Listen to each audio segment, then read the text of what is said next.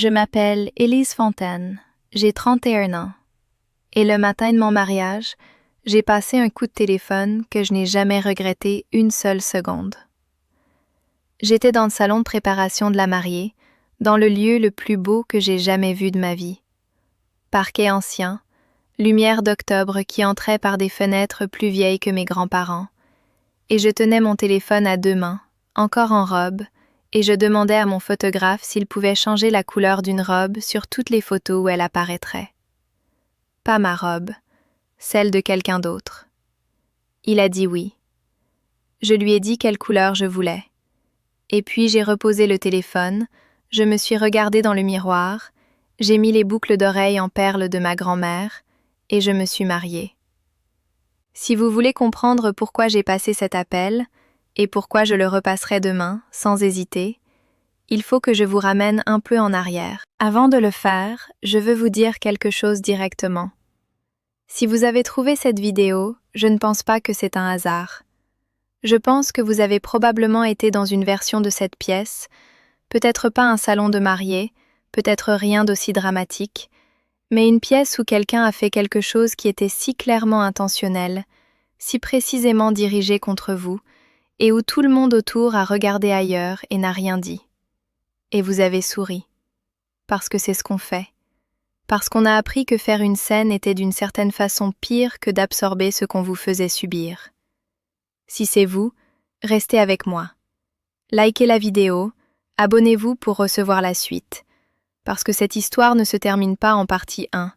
Et partagez ça avec quelqu'un qui a besoin de l'entendre. Vous savez très bien à qui je pense.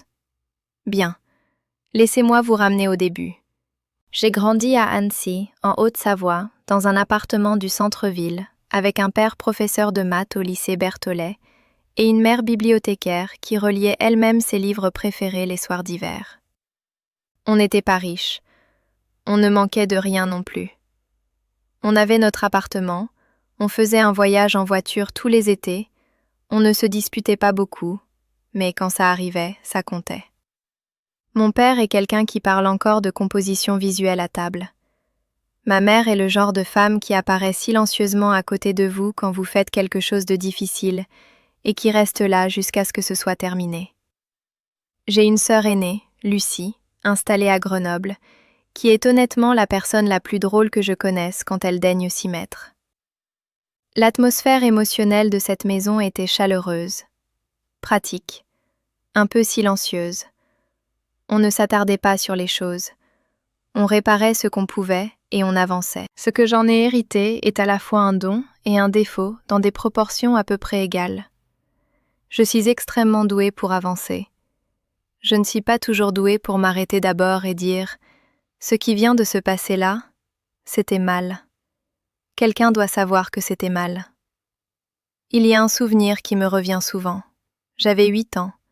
C'était le spectacle de fin d'année de mon école de danse. Je n'étais pas une danseuse exceptionnelle, mais c'était ma soirée.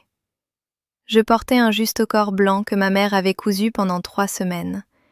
Et ma grand-mère, la mère de mon père, une femme prénommée Simone qui avait des opinions tranchées sur tout et ne les adoucissait pour personne, est arrivée en robe longue blanche. Pas ivoire, pas crème. Dans cette lumière, sur ces photos, les deux blancs se confondaient. Personne n'a rien dit. Ma mère m'a serré la main et a dit « Laisse tomber, chérie ». J'ai souri pendant tout le spectacle. J'ai souri si fort que j'avais les joues qui brûlaient. Je me souviens d'être sur la scène en pensant « C'est ma soirée à moi ».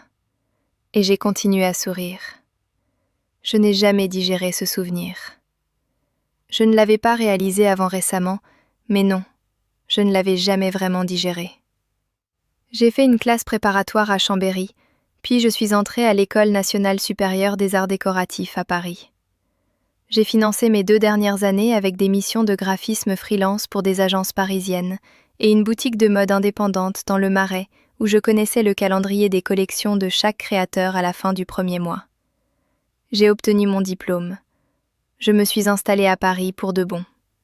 J'ai travaillé dans plusieurs structures avant de me mettre à mon compte comme directrice artistique, spécialisée en identité visuelle pour des maisons de mode et des labels culturels. Aujourd'hui, j'ai un studio partagé dans le 10e, des clients que je respecte et qui me respectent, et une jeune assistante qui est plus rigoureuse que je ne l'étais à son âge. J'ai construit ma vie sans filet et sans modèle. Je ne dis pas ça pour qu'on m'admire, je dis ça parce que ça compte pour la suite. J'avais été à Paris depuis environ 1 an et demi quand j'ai rencontré Théo Marchand à une réunion de présentation de projet. Il était côté client, moi côté agence. J'ai fait une remarque sur l'espace négatif dans une maquette, le genre de remarque qui ne fait rire qu'un seul type de personne dans une salle. Et il a été le seul à rire. La semaine suivante, il se souvenait comment je prenais mon café sans avoir posé la question. Il a 33 ans. Il a les yeux sombres et un costume gris anthracite qu'il porte comme s'il était né dedans. Et il dit ce qu'il pense d'une façon que je ne savais pas me manquer, jusqu'à ce que j'en sois entourée. Je savais qu'il venait avec une famille. Tout le monde vient avec une famille. Il m'avait parlé de sa mère tôt, pas vraiment comme d'un avertissement, plutôt comme d'un bulletin météo. Elle est intense, il avait dit. Elle aime fort. Elle a perdu mon père 16 mois avant notre mariage. Une crise cardiaque, soudaine, sans signe annonciateur. Et depuis, elle tourne un peu plus étroitement autour de moi. Il avait dit ça comme on décrit le soleil. Présent, non négociable. Elle s'appelle Madeleine Marchand. Elle a 58 ans et elle a un carré court châtain cendré qu'elle garde à une longueur précise et des yeux sombres qui ne ratent rien.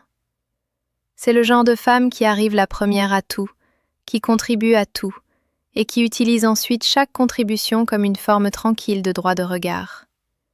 Elle nous a apporté à manger pendant 6 mois après que Théo et moi avons emménagé ensemble.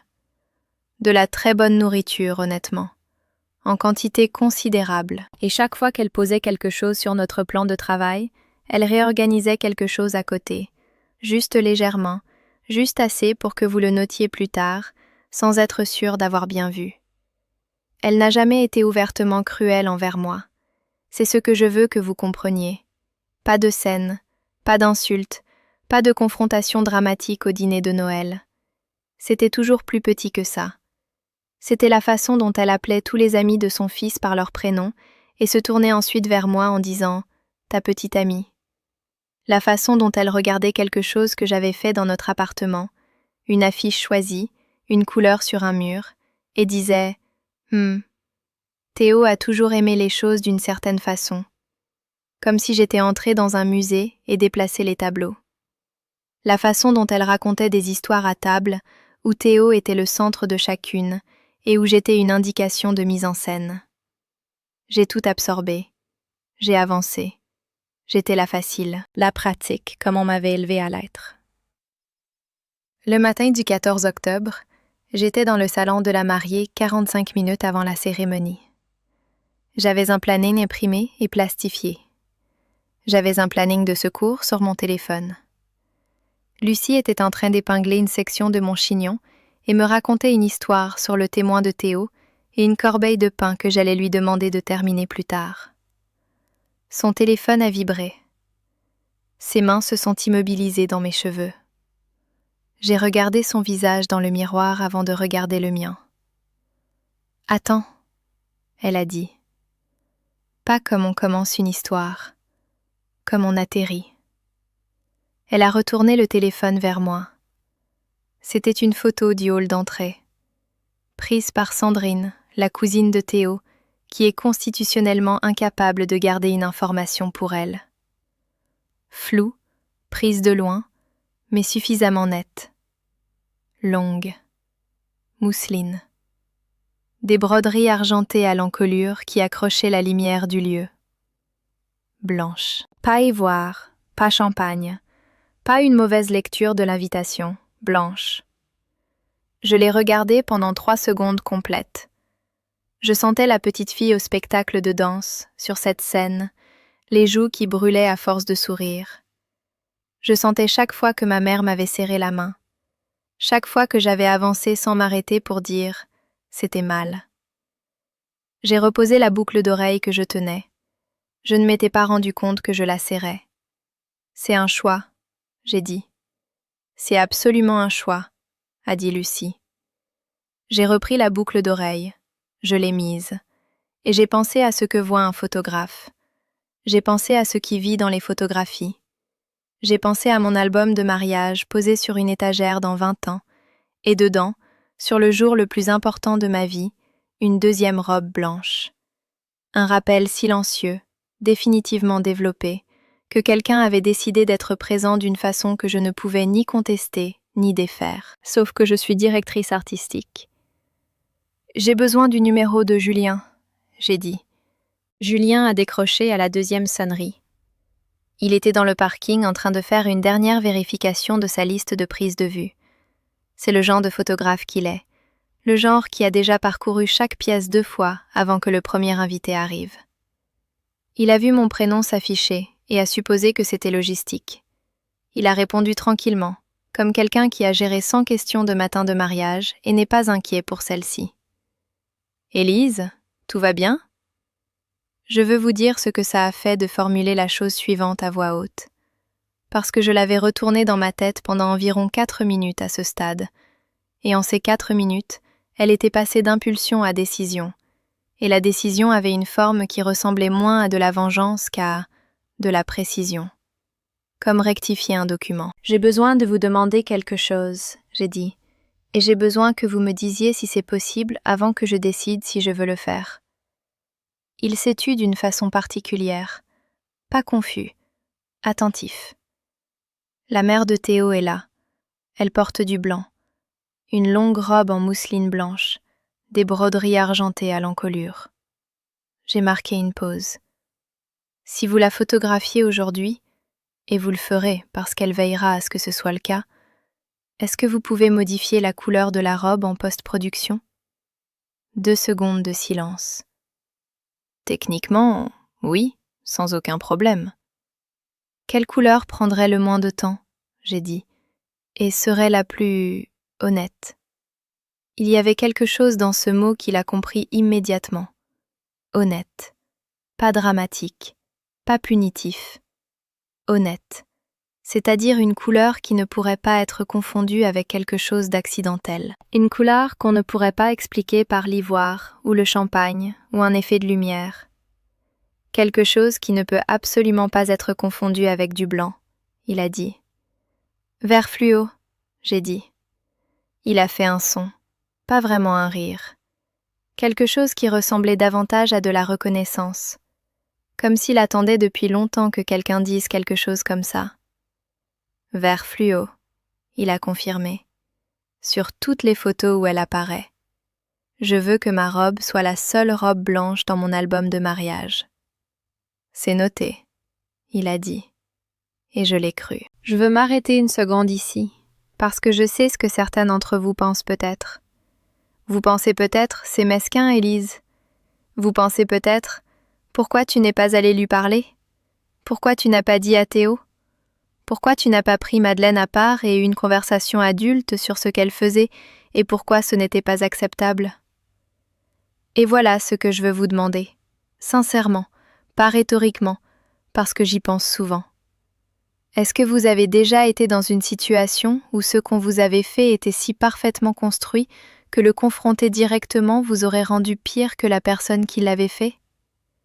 Où le tort avait été causé avec une précision qui ne laissait aucune empreinte? Ou si vous vous étiez approché de cette personne et aviez dit « Je sais ce que vous êtes en train de faire », elle aurait pu pencher la tête et dire « Je n'ai absolument aucune idée de quoi vous parlez ».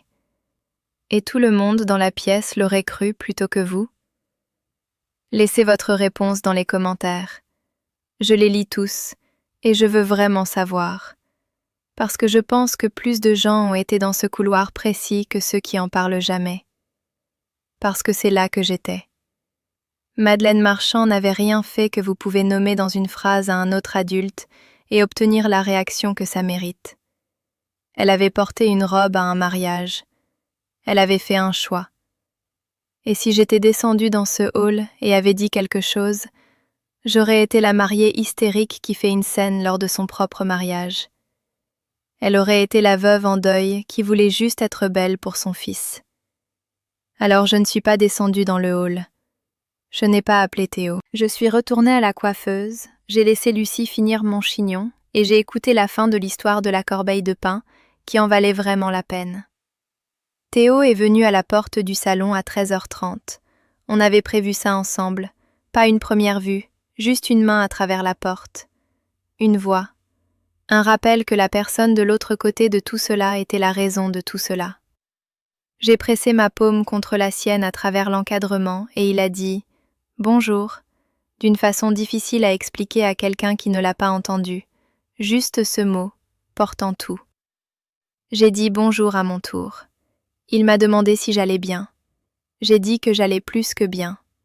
Je le pensais complètement. J'ai pris une décision à ce moment-là, sa main chaude contre la mienne à travers l'encadrement de la porte. Je n'allais pas laisser ça habiter nos vœux. Tout ce qui devrait être adressé le serait. Mais pas aujourd'hui. Pas au milieu des mots qui comptaient le plus. J'allais me marier et j'allais être entièrement présente pour chaque seconde de ça. Et la robe de Madeleine allait être gérée en arrière-plan par un homme avec un très bon sens de la couleur en post-production. La cérémonie était à 16h. Lumière d'octobre à travers des fenêtres anciennes. Parquet qui a supporté 100 ans de poids. Je me suis avancée seule dans l'allée, un choix que Théo et moi avions fait ensemble, sur lequel Madeleine avait eu des opinions que personne n'avait sollicitées. Je tenais mon propre bouquet, des pivoines blanches et de l'eucalyptus séché que j'avais spécifié par écrit avec la fleuriste 4 mois plus tôt, et j'avançais à mon propre rythme, et je ressentais, pour la première fois depuis le début de toute cette organisation, quelque chose qui ressemblait à de la décontraction totale. Théo a pleuré, coin gauche de l'œil gauche, juste légèrement, comme pleurent les hommes quand ils essaient de ne pas le faire. Julien l'a capté de 15 mètres avec le téléobjectif. Je le sais parce que j'ai vu la photo, et c'est l'une des plus belles photographies que j'ai jamais vues de ma vie, et je suis directrice artistique. Je regarde des images pour vivre. Je n'ai pas pleuré pendant les vœux. Les gens l'ont remarqué ensuite. Mais voilà, je ne retenais rien. Je n'étais pas composée parce que je réfrénissais quelque chose.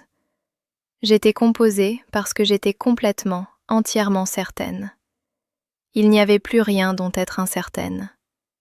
J'ai regardé Théo et j'ai dit mes mots comme je les pensais, parce que je pensais chacun d'entre eux. Et ce n'est pas un sentiment qui fait pleurer. C'est un sentiment qui vous immobilise. Madeleine était au 3e rang, côté droit. Je l'ai vue quand j'ai atteint l'autel et me suis retournée. Mousseline blanche, broderie argentée, collier de perles à plusieurs rangs à la gorge. Elle était assise parfaitement droite, épaules en arrière, la posture d'une femme qui n'a jamais douté une seule fois dans sa vie de son droit à occuper un espace. Elle me regardait avec quelque chose que je ne peux décrire que comme de la chaleur. Et c'est la partie qui m'a le plus longtemps à comprendre. C'était réel. Elle aime sincèrement son fils.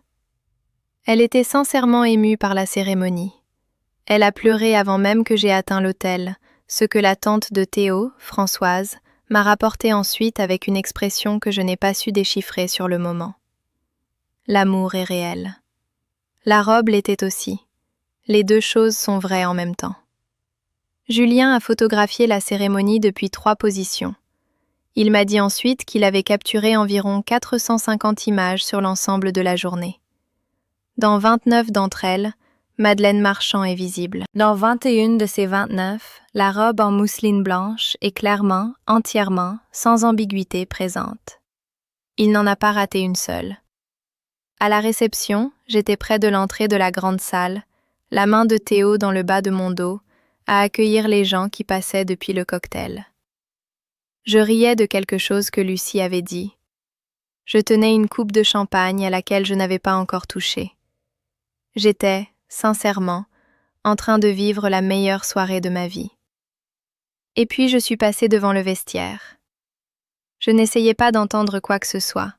Je coupais par là en direction de la table d'honneur, et la porte était entr'ouverte, et j'ai entendu la tante de P.O., Françoise, la sœur de son père, une femme de Lyon qui dit exactement ce qu'elle pense au volume auquel elle le pense. prononcer le mot culotté à destination d'au moins 3 personnes. Pas à mon sujet.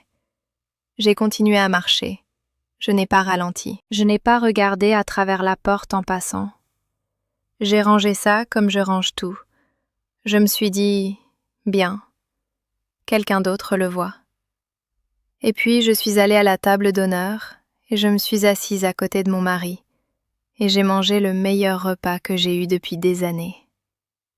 À 19h15, Madeleine m'a trouvée au bord de la piste de danse. Elle a touché mon bras. Elle s'est penchée suffisamment près pour que je sente son parfum. Quelque chose de poudré et de calculé. Et elle a dit « Vous êtes magnifique ». Et je veux vous dire encore une fois, parce que ça compte, elle le pensait. Ce n'était pas une performance.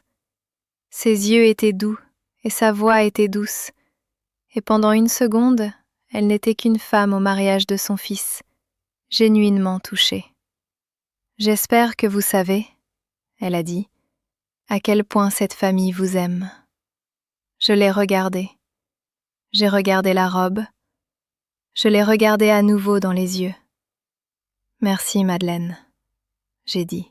« Je suis vraiment contente que vous soyez là. » Je le pensais aussi. Je le pensais comme on pense quelque chose quand on connaît déjà la fin de l'histoire. Julien a livré la galerie 6 jours plus tard. Il l'avait accéléré parce que je le lui avais demandé et parce qu'il avait compris, sans que j'aie besoin de l'expliquer davantage, pourquoi le délai comptait. Il m'a envoyé un message à 7h43 un mardi matin. La galerie est en ligne, prenez le temps qu'il vous faut. J'étais à la table de la cuisine. Théo était déjà parti travailler. J'étais encore en robe de chambre, les 2 mains autour d'une tasse de café, et la maison avait ce silence particulier du mardi matin qui est différent du silence du week-end. Plus honnête d'une certaine façon, moins mise en scène. J'ai ouvert l'ordinateur, j'ai cliqué sur le lien.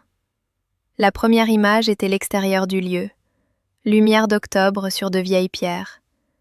J'ai senti ma poitrine faire quelque chose de compliqué. J'ai fait défiler lentement. La salle de cérémonie préparée, les chaises en rangées douces, l'eucalyptus drapé le long des allées. Lucie qui riait de quelque chose hors cadre pendant la procession, sa robe vert sauge accrochant la lumière des fenêtres. Théo à l'autel, les mains jointes devant lui, les yeux en train de faire ce qu'ils font quand il essaie de se tenir. Le plan large de moi dans l'allée, satin ivoire, personne à côté de moi, le parquet ancien s'étirant devant. Et j'ai regardé cette image longtemps, parce que j'avais l'air de quelqu'un qui sait exactement où il va. Et ensuite, 3e rang, côté droit, vert fluo.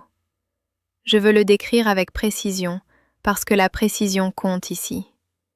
Julien avait tout préservé.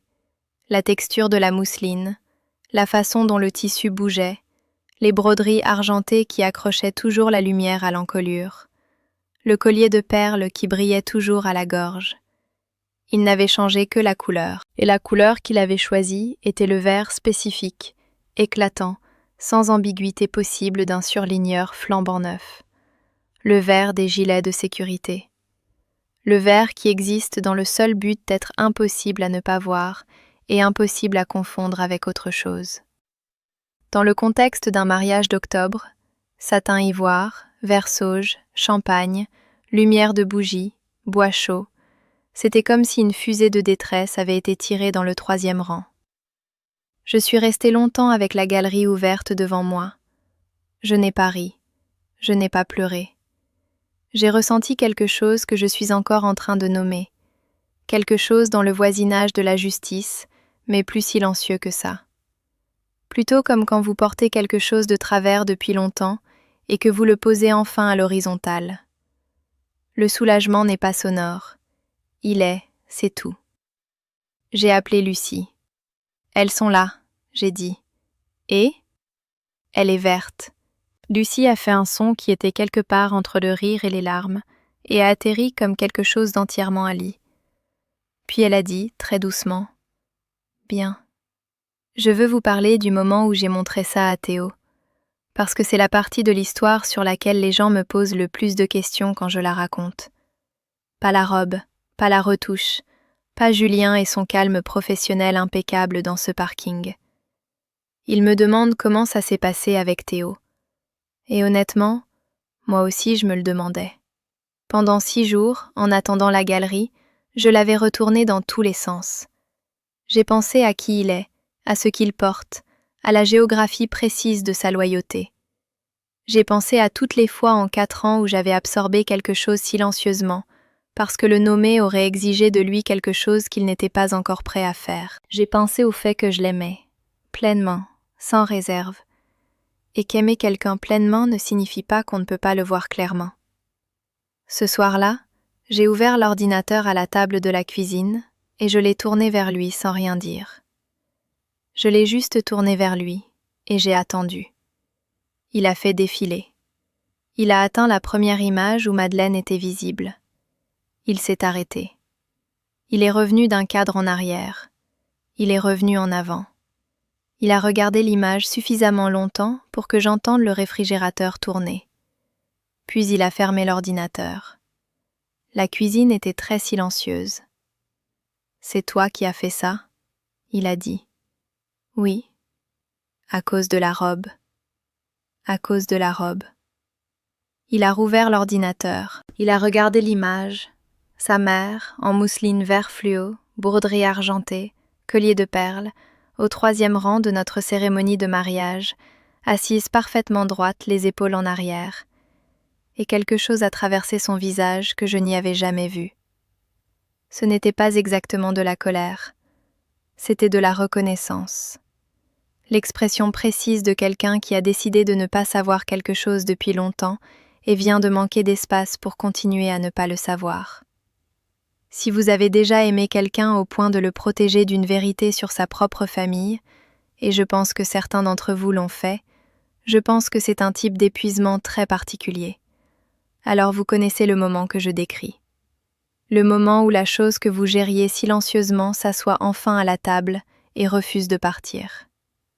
Si ce que je dis touche quelque chose de réel en vous en ce moment, likez cette vidéo. Abonnez-vous pour ne pas manquer la suite, parce qu'on n'en est pas encore là, loin de là. Ce qui vient ensuite est la partie qui a tout changé. Il a hoché la tête, une fois, lentement, comme si quelque chose se confirmait qui avait toujours été là à attendre. Elle savait ce qu'elle faisait. Il a dit. Pas une question. Oui. Il a laissé ça s'installer. Je l'ai regardé s'y installer. Je n'ai pas poussé. J'ai appris, après des années à travailler dans des salles où il faut laisser une idée atterrir à sa propre vitesse, que la chose la plus importante qu'on puisse faire après avoir dit la chose vraie, c'est de laisser le silence exister. Elle va le savoir, il a dit finalement. Je sais. Et quand elle le saura, j'ai dit, on s'en occupera, ensemble. Je l'ai regardé directement. Mais je ne retire rien, Théo. Ce sont mes photos de mariage. Quelque chose a changé dans son visage. Pas de la défaite, ce n'est pas le bon mot. C'était plutôt une arrivée. Comme s'il avait voyagé depuis longtemps vers une certaine compréhension et venait, tranquillement, d'y parvenir. Il a tendu la main à travers la table et a pris la mienne. Ce sont les nôtres, il a dit. Et elles sont parfaites. Madeleine l'a su 3 semaines plus tard. Ça a transité par Sandrine bien sûr. Sandrine est le système circulatoire de la famille, l'information circule à travers elle comme le sang dans un corps, qui avait vu les photos dans la galerie partagée que Théo et moi avions mises en ligne pour la famille et les amis. Sandrine avait envoyé une capture d'écran à quelqu'un. Ce quelqu'un l'avait montré à Madeleine. Je ne sais pas le moment exact où elle l'a vu. Je sais ce qui s'est passé ensuite, parce que Théo me l'a raconté, parce que je le lui avais demandé, et il l'a fait, complètement, sans gérer l'information, ce qui était en soi quelque chose de nouveau. Elle l'a appelé. L'appel a été long. Il y avait des larmes, vraies, je le crois. Il y avait la phrase J'essayais d'honorer ce jour. Il y avait... Je ne sais pas ce que j'ai fait pour que cette famille me traite de cette façon. Il y avait l'architecture particulière de la détresse de Madeleine, que j'ai appris à comprendre. Elle ne fabrique pas ses émotions. Elles sont genuines, et elles sont aussi, simultanément, une forme de pression. Elle ressent les choses intensément, et elle a appris, en 58 ans, que ses émotions font bouger les gens. Ce n'est pas une stratégie cynique, c'est simplement ce qu'elle sait. Théo a tout écouté. Et puis il a dit, clairement, sans détour, avec la voix qu'il utilise quand il a pris une décision et a fini de délibérer, que sa mère avait porté du blanc au mariage de sa femme, que sa femme avait géré la situation avec bien plus de retenue que la plupart des gens l'auraient fait, et que si elle voulait avoir une vraie conversation sur la façon dont ils avançaient ensemble en tant que famille, lui et Élise étaient tous les deux ouverts à ça, ensemble. Madeleine a raccroché. J'étais dans la pièce d'à côté. J'ai entendu l'appel se terminer. Je suis venue dans l'encadrement de la porte et je l'ai regardé, et il m'a regardé, et aucun de nous n'a rien dit pendant un moment. Puis il a dit, « Je lui ai dit la vérité. » « Je sais, » j'ai dit. J'aurais dû le faire depuis plus longtemps que je ne l'ai fait. Je me suis approchée et je me suis assise à côté de lui sur le canapé, et on est resté là un moment sans allumer quoi que ce soit, sans prendre nos téléphones, sans remplir le silence. Juste assis avec le poids de ce qui venait de se déplacer entre nous trois et ce qu'il faudrait pour comprendre ce qui venait ensuite. Voilà ce que je sais sur Madeleine Marchand, et je veux le dire clairement parce que je pense que ça compte. Elle n'est pas un personnage de film. C'est une femme qui a perdu son mari 16 mois avant le mariage de son fils aîné. C'est une femme qui a donné 30 ans d'elle-même à une famille et structuré toute son identité autour d'en être le centre, puis qui a regardé ce centre migrer lentement vers une femme qu'elle n'avait pas choisie et qu'elle ne pouvait pas contrôler. C'est une femme qui, quand elle avait 26 ans et se tenait dans ses propres photos de mariage, avait sa propre version de cette histoire, sa propre belle-mère en crème, sa propre humiliation silencieusement absorbée, sa propre main serrée et personne pour dire quoi que ce soit. Je pense qu'elle a porté cette robe à mon mariage parce que quelque part dans l'architecture non digérée de son deuil, ça ressemblait à une affirmation. Pas une cruauté, une affirmation. Je suis toujours là. Je suis toujours la femme la plus importante de cette famille. J'étais là avant vous. C'est une raison terrible de faire ce qu'elle a fait, et je peux tenir ça et tenir toute son humanité en même temps. Je me suis assise avec cette compréhension dans notre cuisine un mardi soir, l'ordinateur toujours ouvert, la galerie qui brillait encore, et j'ai ressenti quelque chose sous l'épuisement que je reconnaissais de la fin des projets très difficiles. La sensation spécifique et silencieuse de quelque chose qui a été mené à terme. Pas parfaitement, pas sans coup, mais fait. Honnêtement fait. Posé à l'horizontale. Madeleine a rappelé 4 jours plus tard. Théo a pris l'appel dans la cuisine. J'étais dans la deuxième chambre que j'utilise comme studio. Écran allumé, une palette de couleurs pour une identité de marque ouverte sur un écran, mon café en train de refroidir sur le bureau, comme il le fait toujours quand je travaille vraiment. Et j'entendais le registre grave de sa voix à travers le mur, sans distinguer les mots, ce qui était exactement juste. Cet appel était le sien à avoir. J'avais dit ce que j'avais à dire, dans le langage visuel que je maîtrise le mieux. Ce qui se passait ensuite entre un fils et sa mère était un territoire que j'allais le laisser naviguer à son propre rythme, avec mon soutien entier et sans mon interférence. L'appel a duré 41 minutes. Je le sais parce que j'ai regardé l'heure quand il a commencé et quand la maison s'est tue à nouveau. Il a frappé à la porte du studio et est entré, et s'est assis sur le petit canapé que je garde là pour exactement ce genre de moment. Le genre où quelqu'un a besoin d'être près de vous sans avoir besoin de quelque chose de précis de votre part. Il avait l'air fatigué. Pas d'effet. Fatigué comme ont l'air les gens quand ils ont fait quelque chose de genuinement difficile et ne le regrettent pas. Elle n'est pas prête à s'excuser.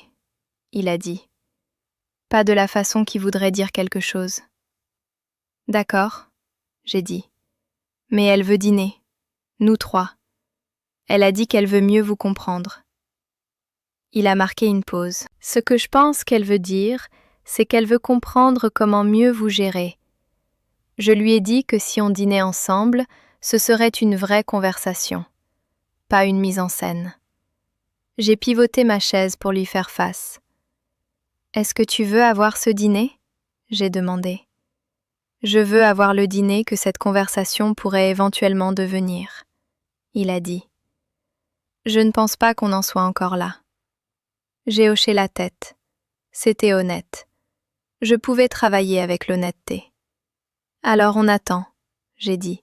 « Et quand elle sera prête pour la vraie conversation, on sera là. » Les conséquences naturelles de ce que Madeleine avait fait, et je veux être précise ici, parce que je n'ai causé aucune de ce qui s'est passé ensuite, je n'ai passé aucun appel, je n'ai orchestré aucun résultat. Ces conséquences sont arrivées d'elles-mêmes, comme arrivent toujours les conséquences des choix faits en public. La tante de Théo, Françoise, la femme de Lyon qui dit ce qu'elle pense au volume auquel elle le pense, avait apparemment parlé régulièrement depuis la réception. La conversation du vestiaire que j'avais demi-entendue n'était pas un moment isolé. C'était le début d'un règlement de compte plus long, plus large au sein de la famille Marchand, étendu sur une habitude que les gens avaient remarquée depuis des années sans jamais la nommer. La robe blanche n'était simplement que le moment qui était trop visible pour être expliqué autrement. 3 des cousins de Théo m'ont contacté séparément dans les semaines après le mariage. Pas pour ouvrir quoi que ce soit, juste pour dire qu'ils l'avaient vu, qu'ils étaient désolés, qu'ils étaient contents que je sois dans la famille. L'une d'elles, la cousine de Théo côté paternel, une femme prénommée Isabelle que j'avais toujours aimée mais à peine connue, m'a envoyé un message vocal que j'ai écouté plus d'une fois. Elle a dit « Mon oncle Henri vous aurait adoré. Il aurait pensé que vous étiez exactement ce qu'il fallait à Théo. Je voulais juste que vous sachiez que quelqu'un qui connaissait cette famille avant que vous arriviez vous aurait accueilli complètement. » Je me suis assise dans ma voiture dans le parking d'une épicerie et j'ai écouté ce message 2 fois, puis j'ai conduit jusqu'à la maison sans rien dire à Théo tout de suite. Je l'ai juste porté une journée. Je l'ai laissé faire ce qu'il devait faire. Je lui en ai parlé ce soir-là. Il a été silencieux un moment. Puis il a dit « Elle a raison, il t'aurait adoré. » On n'en a pas parlé davantage. On n'en avait pas besoin. Lucie est montée de Grenoble un samedi, comme elle le fait quand quelque chose s'est passé qui est trop grand pour un appel téléphonique. Elle avait apporté des Queen Amman d'une boulangerie sur la route et une bouteille de vin très précise qu'elle gardait pour ce qu'elle appelait « la bonne occasion compliquée », ce que j'ai trouvé à la fois juste et profondément drôle. On s'est assise à la table de la cuisine pendant 4 heures. On a parlé du mariage, de la robe, des photos, de l'appel, du dîner qui n'avait pas encore eu lieu. On a parlé de notre grand-mère Simone et du spectacle de danse et du juste au corps blanc et de la façon dont notre mère m'avait serré la main et avait dit « Laisse tomber, chérie ». Et si, laisse tomber, c'est quelque chose qu'on dit pour protéger son enfant ou quelque chose qu'on dit parce qu'on ne sait pas quoi dire d'autre. Et les deux peuvent être vrais en même temps. Elle a fait ce qu'elle savait faire, a dit Lucie à propos de notre mère. Je sais, j'ai dit. Simone aussi probablement, à sa façon. Lucie a rempli nos 2 verres. Tu vas faire le dîner ? Éventuellement, j'ai dit, quand ce sera réel. Elle a hoché la tête. Elle me connaît suffisamment bien pour savoir qu'avec moi, éventuellement n'est pas de l'évitement. C'est un calendrier. Il y a quelque chose que j'ai écrit après que tout cela a pris sa forme. Pas une lettre que j'ai envoyée, pas à Madeleine, pas à qui que ce soit. Quelque chose que j'ai écrit pour moi, dans le carnet que je garde sur ma table de nuit, qui est officiellement pour les idées de projet et qui est en réalité pour tout le reste. J'ai écrit « Les photos de mariage sont les miennes. Chaque image de ce jour est le document de quelque chose qui s'est réellement passé. Et ce qui s'est réellement passé, c'est que j'ai épousé la personne que j'avais choisie, dans le lieu que j'avais choisi, dans la robe que j'avais choisie, entourée des gens qui étaient là pour moi de la façon qui comptait. Tout cela est vrai. Tout cela est documenté. Ce qui est aussi documenté, c'est un choix que quelqu'un d'autre a fait. Je n'ai pas mis ce choix-là. Je me suis juste assurée qu'il était visible dans la couleur qu'il méritait. Je l'ai montré à Théo. Il le lut lentement, comme il lit les choses quand il les prend au sérieux. Quand il a fini, il a levé les yeux et il a dit « C'est exactement ça. » Une phrase. Exactement ça. C'est l'homme que j'ai épousé.